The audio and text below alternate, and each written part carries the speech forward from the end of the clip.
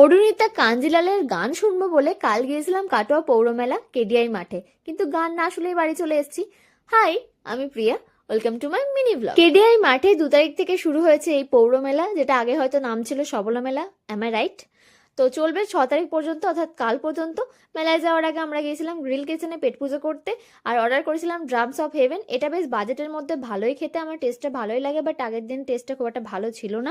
আর কাশ এই মহাশয়ের মতো আমারও একটা চাকরি করা দাদা বা দিদি থাকতো, তাহলে আমারও যখন যেটা মন চাইতো দিদির কাছে বললেই পেয়ে যেতাম। তো আগে পেট পুজো সেরে তারপরে মেলায় গিয়েছিলাম, আর মেলায় গিয়ে দেখি বাপ রে বাপ, এত ভিড় এত ভিড়, মানে কোনো মানুষ মনে হয় আর বাদ ছিল না কালকে যেতে। যতই হোক রবিবার ছিল, ভিড় হওয়াটা স্বাভাবিক। তারপরে যদি আবার অরুণিতা কাঞ্জিলাল আসে, তো যতই হোক মোটামুটি একটু মেলাতে ঘুরে কিছুই কিনিনি, কিছুই পছন্দই হয়নি, ভালোই লাগছিল না। আর এই জায়গাটা বেশ একটু অ্যাস্থেটিক ব্যাপার একটা লাগছিল। এবার পোস্টারে স্টেজে সিঙ্গার ওঠার টাইমিং ছিল 7:30, কিন্তু ওই যে আমরা বাঙালি কোনোটা টাইমিং এ মেনটেন করি না, তো 7:30 কখন 9টা হয়ে গেছে ধরতেও পারবেন না। তো ওখানে মোটামুটি 9:45 পর্যন্ত ছিলাম, আর ভালো লাগছিল না, এত ঠান্ডা ছিল। তো তারপরে সেখান থেকে বাড়ি চলে এসেছি। দেন বাড়ি এসে আমি বাড়ি থেকে বসে বসে গান শুনেছি, আসার আগে একটু কফি খেয়েছিলাম।